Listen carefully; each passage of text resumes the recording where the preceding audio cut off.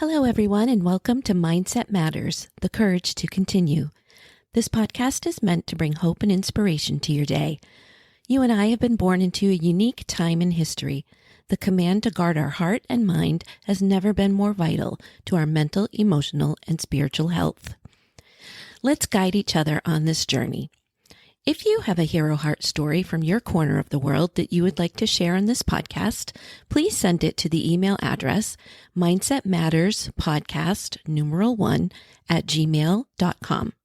If you know of someone who would benefit from uplifting content, please share this podcast. Please visit our website, mindsetmatters.buzzsprout.com. Now please join me for an uplifting hero heart story.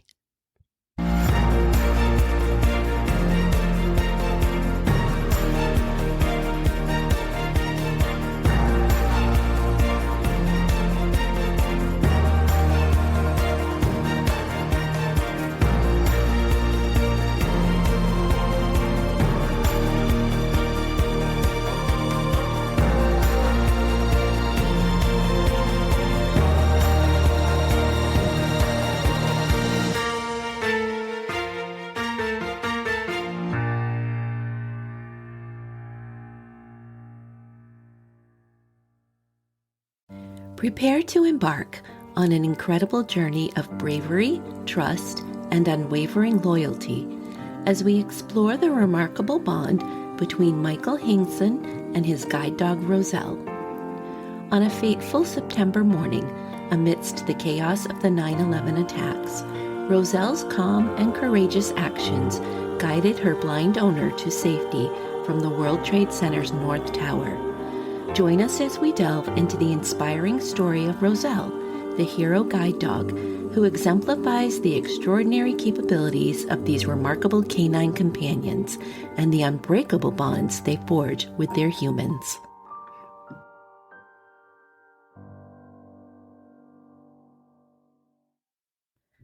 Hello, everyone. Before we get started with our story, I have exciting news to share.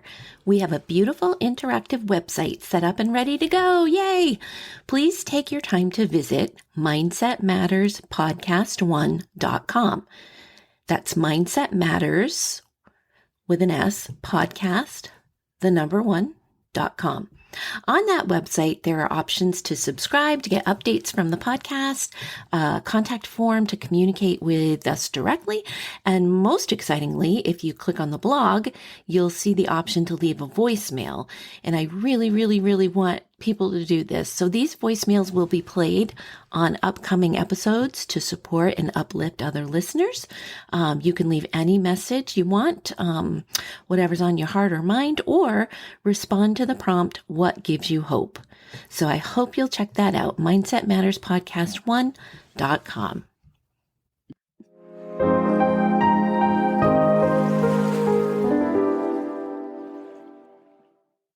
Welcome to Mindset Matters, the courage to continue, the podcast where we explore the extraordinary lives of ordinary individuals who have overcome immense challenges and emerged as beacons of inspiration. I'm your host, Lisa Sinclair, and today we embark on a remarkable journey into the life of one such animal. This is episode 9, The Courage to be Devoted, the hero heart of Roselle, the guide dog. Roselle, born on March 12th, 1998, in San Rafael, California, embarked on her remarkable journey from the very beginning. She started her life at the Guide Dogs for the Blind, nestled in the heart of California. Soon after, she found herself in the loving care of Kay and Ted Stern in Santa Barbara, where she spent her formative days. However, her true calling awaited her. Roselle was destined to become a guide dog. Let's learn about guide dogs. Guide dogs, affectionately known as seeing eye dogs in the United States, are remarkable canine companions meticulously trained to guide individuals who are blind or visually impaired through the complexities of their daily life. These dogs possess an extraordinary ability to navigate their human partners through a world filled with obstacles, helping them overcome challenges with grace and confidence. While these dogs can masterfully navigate a multitude of obstacles, they do have their limitations. For instance, they see the world in shades of black and white, unable to discern the colors of red and green. Moreover, deciphering street signs is beyond their capabilities. In this dynamic partnership, the human takes on the role of the navigator, drawing upon skills honed through their prior mobility training. In this analogy, the guide dog becomes the trusty pilot, skillfully steering the way and ensuring a safe journey. In numerous countries, guide dogs, alongside other service and hearing dogs, enjoy special privileges that exempt them from regulations prohibiting animals in certain public spaces, such as restaurants and public transportation. This recognition underscores the invaluable role these canine companions play in enhancing the lives of those they serve. The history of service animals has roots that extend back centuries, offering fascinating glimpses into the past. As far back as the mid-16th century, references to these loyal companions can be found. In a beloved verse alphabet, the second line reads, B was a blind man led by a dog, a testament to the enduring partnership between humans and their guiding canines for centuries. In the enchanting 19th century verse novel Aurora Leigh by Elizabeth Barrett Browning, the protagonist muses on this unique bond, observing, quote, "The blind man walks wherever the dog pulls, and so I answered." Unquote. The eloquence of Browning's words captures the essence of this profound relationship. Even the literary works of Charles Dickens bears witness to the significance of guide dogs.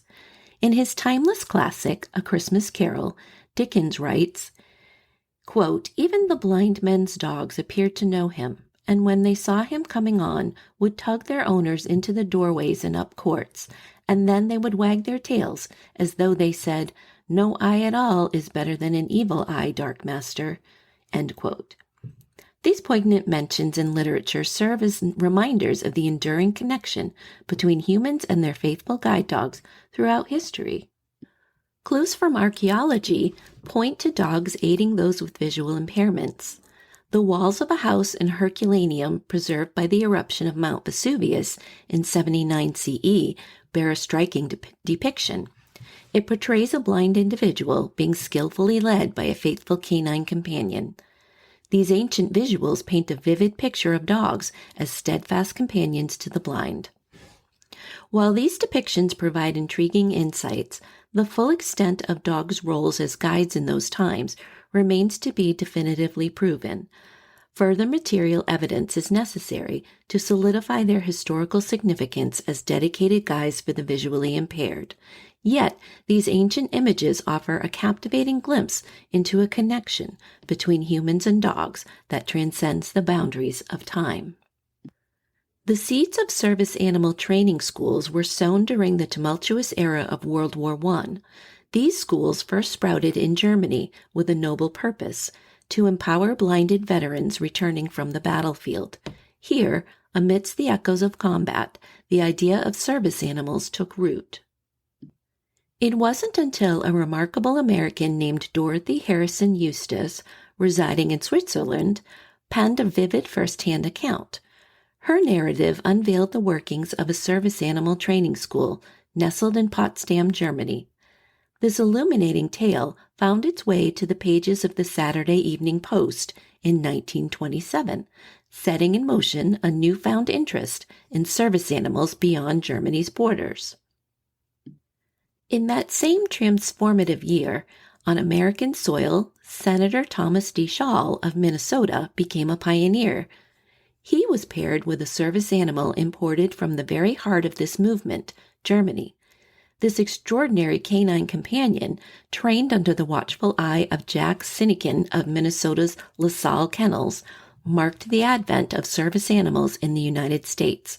The stage was set for a partnership that would change countless lives. The dawn of the service animal movement had yet to break on American shores until the return of Morris Frank, a determined resident of Nashville, Tennessee. His life had been transformed by an extraordinary German shepherd named Buddy, trained under the watchful eye of Dorothy Harrison Eustace in Switzerland. Morris, Frank, and Buddy embarked on a remarkable journey, one that would serve as a catalyst for change. They crisscrossed the nation on a mission to illuminate the remarkable abilities of service animals, and in doing so, champion the cause for granting individuals with service animals access to public spaces, whether it be public transportation, hotels, or any other place open to the public. Dorothy Harrison Eustace and Morris Frank founded the Seeing Eye School in the heart of Nashville, Tennessee. This pioneering institution would later find its home in New Jersey in 1931. The very first service animals to grace the shores of Great Britain were none other than the illustrious German Shepherds. Among these early pioneers were Flash, Judy, Meta, and Folly, each of whom embarked on a new chapter in their lives on a historic day, October 6 of 1931, in Wallasey, Merseyside. Judy, a remarkable companion, found her new home with Musgrave Frankland, a veteran of World War I. Her unwavering support offered a glimmer of hope amidst the darkness of his blindness. Fast forward to the year 1934, and a pivotal moment in the history of service animals was born. The Guide Dogs for the Blind Association in Great Britain began its noble mission, etching a legacy that would endure through the ages. Interestingly, their very first permanent trainer was a Russian military officer, Captain Nikolai Lyakov, who had made the momentous move to the UK in 1933, bringing his expertise and passion to the service animal cause. The transformative power of owning a guide dog, much like other therapy animals, extends beyond the surface, impacting individuals on psychological, social, and physiological levels. For those with visual impairments, these extraordinary canine companions often serve as catalysts for a profound transformation. Reports from the blind community reveal a tapestry of positive changes, from newfound confidence to an enhanced sense of security, and perhaps most beautifully, the deep bond of friendship that forms between a guide dog and its owner. Now back to our story about Roselle. Roselle, the remarkable 911 guide dog, was a vision of grace and strength. Her coat, a lustrous shade of golden retriever, gleamed in the sunlight, accentuating her regal bearing. She stood at a proud and sturdy height, her muscular frame attesting to her unwavering dedication to her duty. Her eyes, pools of warm and intelligent brown, sparkled with an almost human understanding. They were windows to a soul filled with courage and resilience, having guided her owner through the darkest of times. Roselle's ears, alert and perky, seemed to pick up every sound in her surroundings, a testament to her unwavering vigilance. Her tail, a friendly flag of wagging enthusiasm, conveyed her ever-present eagerness to serve and protect. But it was in her calm demeanor and unwavering poise that Roselle truly shone. In the chaos of that tragic day, she remained a steady and reassuring presence, embodying the very essence of a hero in the truest sense of the word. Roselle's path converged with Michael Hinkson on November 22, 1999, marking the beginning of an extraordinary partnership. For Hinkson, Roselle became his fifth guiding light, leading the way through life's challenges with unwavering devotion and skill. Michael Hinkson, who has been blind since birth, was raised with a unique perspective, one that emphasized the belief that blindness itself wasn't the true obstacle. Instead, it was the misconceptions and doubts others held about the capabilities of blind individuals. Quote, "From the very start, my parents instilled in me the idea that I had the power to shape my own destiny and achieve any level of success I aspired to. Or I could succumb to being a victim of circumstances and lead an unhappy life." End quote. Michael often shares this in his motivational talks, reflecting on his upbringing. His educational journey took him through the ranks of public school, all the way to the University of California at Irvine, where he not only graduated with honors, but also earned a master's degree in physics. Along the way, Michael achieved the prestigious rank of Eagle Scout and was recognized in the Order of the Arrow, where he attained the distinguished title of Vigil, the highest honor within the Boy Scouts. In addition to his studies in physics, Mike also pursued a teaching credential from UCI School of Teaching and Education, further solidifying his commitment to education and personal growth. Upon completing his college journey, Mike ventured into the professional world, where he had the privilege of collaborating with Dr. Raymond Kurzweil, a prominent inventor and futurist.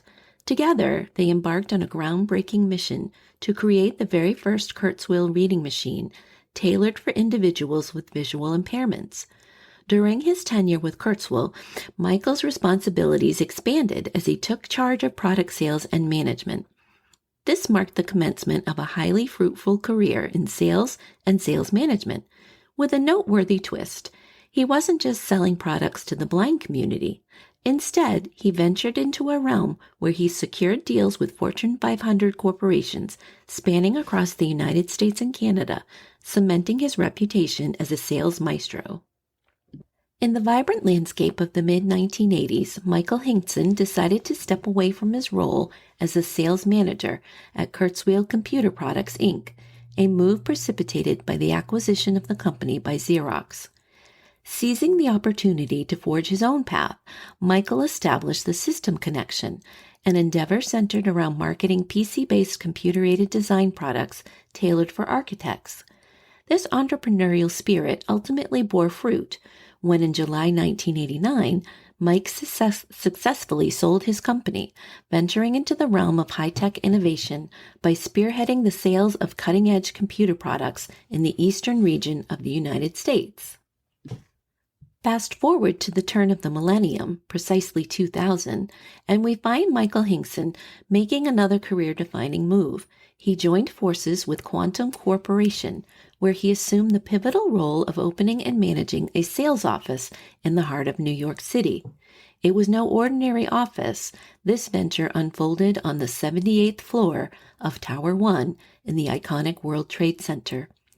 Little did he know that the destiny of this office and its occupants would be forever altered on that fateful day, September 11, 2001, when the world bore witness to a seismic shift due to a devastating terrorist attack on the center. Let's briefly review the September 11 attacks on the United States. On that fateful September morning in 2001, the world witnessed a series of meticulously orchestrated acts of terror that forever altered the course of history. These events, commonly referred to as 9/11, unfolded as 4 sinister chapters authored by the Islamic extremist group Al-Qaeda, targeted the United States. The stage was set as 19 terrorists seized control of 4 commercial airliners, all bound for California from the vibrant cities of the New England and Mid-Atlantic regions of the East Coast. With cold determination, these hijackers executed their diabolical plan. The first 2 planes struck the iconic Twin Towers of the World Trade Center in New York City, 2 of the planet's tallest structures at that time, reducing them to rubble and ash. But the horrors did not end there. The next 2 flights, laden with malice, were aimed towards targets in or around the nation's capital of Washington, D.C. It was an audacious assault on the heart of the United States, a day etched in memory as one of unparalleled tragedy and resilience. The third team of terrorists achieved their dark objective by crashing into none other than the Pentagon itself, the very heart of the U.S. Department of Defense, nestled in Arlington County, Virginia. Meanwhile, the 4th ill-fated plane met a different fate, hurtling into rural Pennsylvania after passengers mounted a courageous revolt. This courageous revolt and the people involved will be discussed in a future episode. These devastating acts of terror exacted an unbearable toll, extinguishing the lives of nearly 3,000 individuals in an instant. As the smoke cleared, a new and ominous chapter in history unfurled before us, marking the commencement of a multi-decade global war on terror that would reshape nations and destinies alike. So on that fateful morning of September 11, 2001, Michael Hinson found himself on the 78th floor of the North Tower in the World Trade Center. As he went about his usual morning routine, an unexpected and ominous sound disrupted the tranquility. A deafening boom echoed through the building, followed by unsettling tremors that shook his surroundings. The tower where he stood was in motion, swaying as if in response to some unseen force. In a matter of seconds, the world as he knew it had transformed into a terrifying spectacle of chaos and uncertainty. Quote, "We moved about 20 feet," end quote, Hinkson would later recount, marking the beginning of a harrowing journey to survival. In the midst of this unfolding chaos, Hinkson's steadfast companion Roselle stirred from her peaceful nap beneath his desk. The yellow Labrador Retriever, the embodiment of unwavering loyalty, displayed no signs of fear. Her composed demeanor served as a beacon of hope to Hinkson, assuring him that their office had the precious moments needed for a composed evacuation. Little did they know that what transpired next would underscore the profound connection between this blind man and his extraordinary guide dog, a bond that transcended the boundaries of just two souls. Hinkson possessed a profound understanding of the building's emergency protocols, knowledge that held immense significance for him. Not only was he the local head of Quantum Corporation's New York office, but he was also a blind individual, reliant on his expertise rather than visual cues. Following a composed call to his wife, during which he explained the need to evacuate due to an explosion, Hinkson calmly turned his attention to the task at hand. He relayed clear instructions to Frank, emphasizing the importance of guiding their colleagues away from the tempting allure of elevators and towards the safer option of the stairs. With Frank in tow, the office staff embarked on their descent down the stairwell. The moment Hinkson and Roselle entered, a familiar scent reached Hinkson's nostrils, a scent he had encountered at airports before, one he could instantly identify as jet fuel. The group began their arduous descent, navigating more than 1,460 steps from the 78th floor. Along the way, they encountered burn victims, their agonizing ordeal palpable as they passed by. Amidst this grim journey, one woman's panic intensified. Her breathing growed labored as she voiced a harrowing belief that escape from the building's clutches was an impossible feat. Incredibly, in that moment of despair, Hinkson and around 8 fellow survivors halted on the stairwell, forming a tight-knit circle. Their collective strength became a source of encouragement for the struggling woman, their comforting presence a reminder of the determination that fueled their escape. Amid this impromptu stairwell gathering, Roselle, the ever-loyal guide dog, extended her gentle reassurance. With a series of affectionate kisses, she offered solace in her own unique way, weaving a thread of hope through their daunting descent. As the group pressed on, a procession of brave firefighters ascended past them, determined to confront the raging inferno above. In their arduous journey, many of these heroes couldn't resist the urge to offer a fleeting moment of respite to the affable Roselle, bestowing upon her a quick, heartfelt little pat. Little did they know that these simple acts of kindness would soon be overshadowed by looming tragedy. Near the 50th floor, panic once again threatened to engulf Hinkson's group. Frank, in a moment of despair, came to a halt, uttering grim words of impending doom. In response, Hinkson's voice sliced through the fear, resolute and unwavering. Quote, "Stop it, David," he admonished.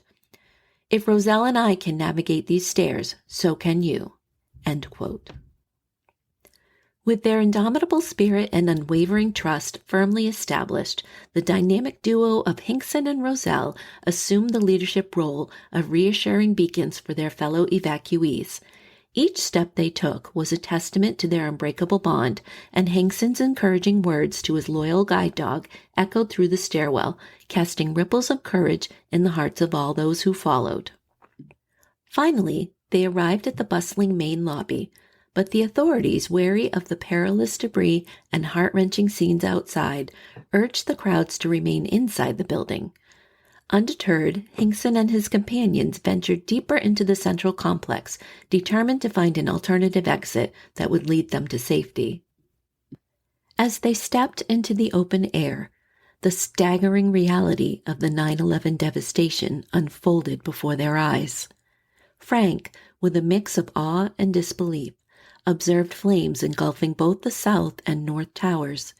His camera clicked, capturing an eerie snapshot of Vesey Street and Broadway, just a stone's throw away from the World Trade Center's chaotic epicenter.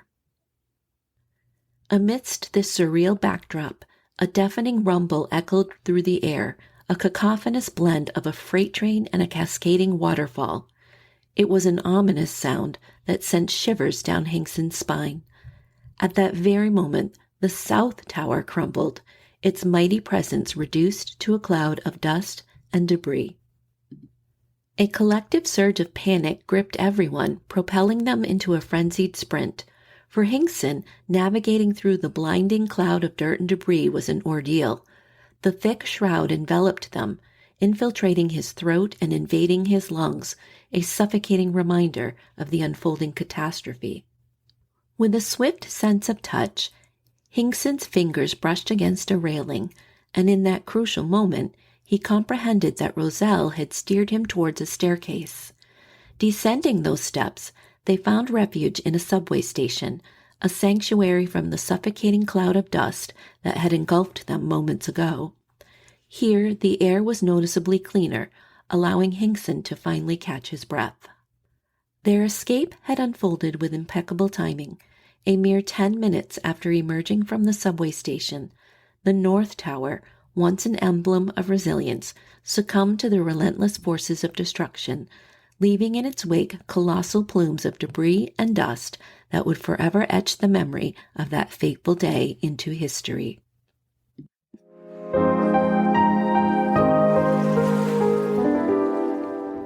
Upon their arrival back at their New Jersey home, Hinkson gently unclasped Roselle's guiding harness. Instead of surrendering to the weight of the harrowing ordeal, she exhibited a spirited enthusiasm, grasping her cherished toy with an eagerness to play. Roselle had always approached her role with unwavering dedication, but now, as the sun set on that extraordinary workday, her mission had reached its heartwarming conclusion. In the wake of the tragic 9/11 attacks, the remarkable tale of Hinkson and Roselle's escape from the World Trade Center captivated the hearts of many. They embarked on a journey through the talk show circuit, their story resonating with audiences on radio shows and beyond. Yet, as the years pass, the events of that day tend to compress into smaller historical footnotes, gradually fading from collective memory. Consequently, there are individuals today who might not have had the opportunity to encounter the inspiring narrative of Michael and his cherished guide dog. In 2002, Roselle garnered a prestigious accolade from the American Kennel Club, recognizing her canine excellence in the realm of service dogs. However, 2 years down the line, a somber diagnosis was delivered by a veterinarian. Roselle was afflicted with immune-mediated thrombocytopenia, a condition that disrupts blood platelet function. Hinkson suspects that the adverse environmental conditions she encountered while aiding him during the escape might have contributed to her illness. Nevertheless, Roselle, the valiant companion, persevered for an additional 7 years under the devoted care of her loving family. On June 26, 2011, she departed peacefully, and Michael Hinkson stood by her side, just as she had steadfastly stood by his. On March 5, 2002, Roselle received a Dickin Medal, an extraordinary recognition from the People's Dispensary for Sick Animals. She also received heartfelt recognition from the British Guide Dogs for the Blind Association. She posthumously earned the title of American Hero Dog of the Year in 2011, a distinction awarded by the American Humane Society. This remarkable accolade was the result of a public vote, with over 400,000 people casting their ballots. It was a testament to the enduring impact of her courage and devotion. Furthermore, in 2009, Michael Gaither composed and released a heartfelt song titled Roselle, commemorating her remarkable life. The song found its place on his album Dogspeed, published in the same year, serving as a touching tribute to a canine hero. Hinkson reflects on her life, quote, "She proved to be an extraordinary companion, imparting valuable lessons in patience and unwavering affection. Recollecting her actions on that fateful morning in 2001, I'm reminded that the most profound lesson she bestowed upon me was the incredible strength that comes from unity and collaboration." End quote. If you would like to learn more about this story of Roselle, I highly recommend the following book, Thunderdog, The True Story of a Blind Man, His Guide Dog, and the Triumph of Trust at Ground Zero. This is written by Michael Hinkson. He also wrote Running with Roselle, How a Blind Boy and a Puppy Grew Up, Became Best Friends, and Together Survived One of America's Darkest Days. This is co-authored with Jeanette Hanscom. A children's book is called Guide Dogs, a kid's book about guide and other assistant dogs, fun facts about canine companions, written by Lionel Paxton. Thank you for taking your time to listen to this story.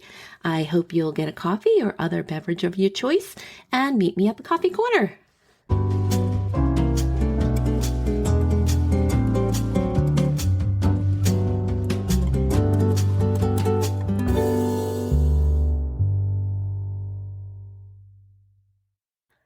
Hi, everybody. Welcome to Coffee Corner.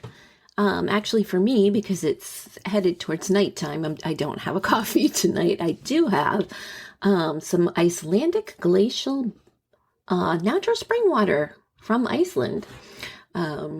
That's my beverage tonight. Okay, so I know I already talked about this before the episode, but it's very exciting, and I kind of want to walk us through the new webpage. So again, if you would, when you have time, visit mindsetmatterspodcast1.com. And when you get there, you'll see a little welcome. And you'll see all the episodes are there. And also there are links to Apple Podcasts, Spotify, Google, anywhere that you may listen to your podcasts. And then also right on that front page is a place where you can subscribe to just get updates from me. Like updates might just be like upcoming episodes or things that we're looking for upcoming episodes, things like that. Then across the top, if you click on blog, you will see there's a blog to go with every episode, which is really nice because there are also pictures there. So you can really see the people that we've talked about and the animals that we've talked about. But also there is one that says Send Mindset Matters a voicemail.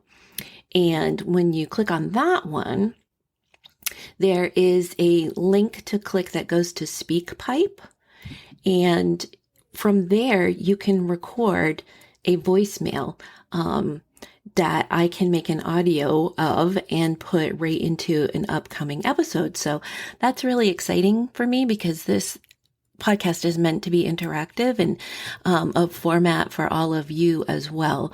So you can click Start Recording.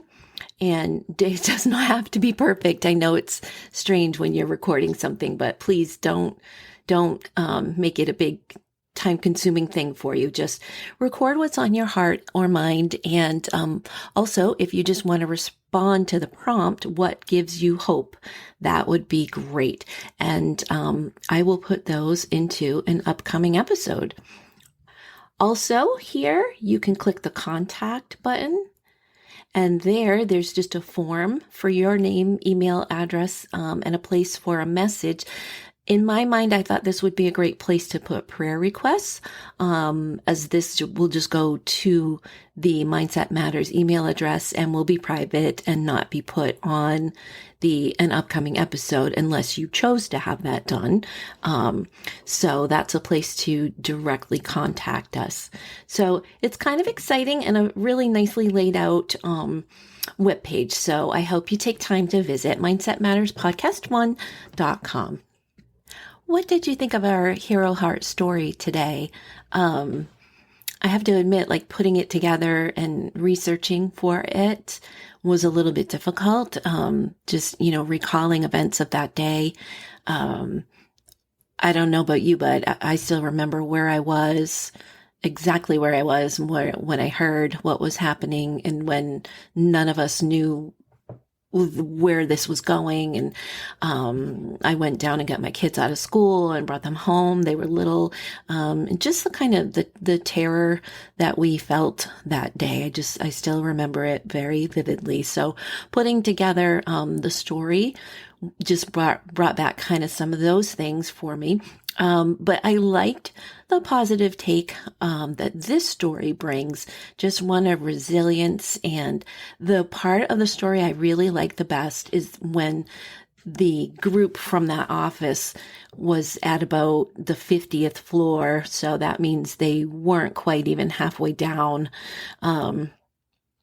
They just stopped, and gathered around to support the one woman who was struggling and just kind of made a circle. And there's something that really speaks to the human spirit and really speaks to what we can do when we come together to support one another. I just thought that was a really beautiful part of the story. I'd love to hear your thoughts and reflections on this episode and any others. So you can do that through the website that I've just talked to you about twice. Or also, if what you're going to write is going to be a little more lengthy, you could write an email to mindsetmatterspodcast1@gmail.com. And I would love to hear some reflections from everyone. So we have a letter that came to us from Michigan.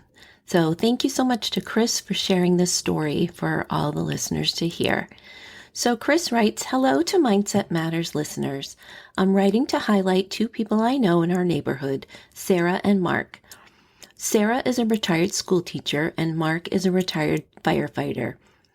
They share a passion for history and a deep appreciation for the sacrifices of veterans, which it is rumored had brought them together as a couple. They would never tell you, but I happen to know that every year before Memorial Weekend, they visit dilapidated sections of cemeteries where the tombstones of veterans, some dating back to forgotten wars, stand cloaked in moss and grime. Their mission is simple but profound, to ensure that these brave souls are never truly forgotten. Armed with brushes, buckets of soapy water, and an unwavering determination, Sarah and Mark set out to restore these markers of valor to their former glory. They didn't think they were noticed, but in this neighborhood, word spreads, and word began to spread, and soon other community members joined their cause. The once neglected corner of the cemetery transformed into a place of pride and reverence, where the gravestones of veterans glistened in tribute to their service.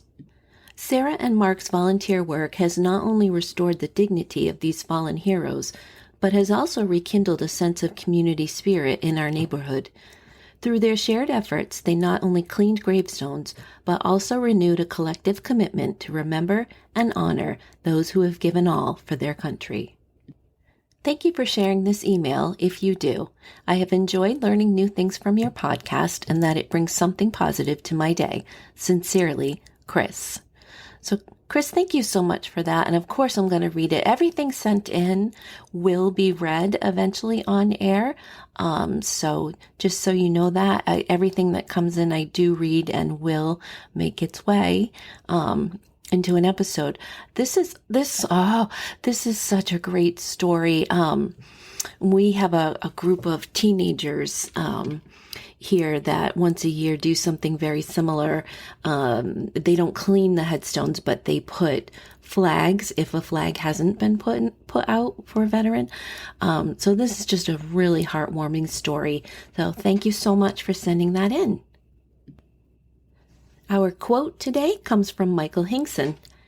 He says, "I still believe in dreams. I still think that if we work together, things will turn out all right. I still feel that if we each treat each other with kindness, dignity, and respect, we will live happily ever after. I still have hope." Thank you so much for taking of your time to listen to today's episode. Coming up, we have a story on Samantha Smith. I'm curious to find out if many of you have heard of her. And then the episode after that is going to be a little different. We're going to talk about the hero heart of a group of people. So there will be episodes where we address groups of people. And so the episode after Samantha Smith will be the hero heart of nurses.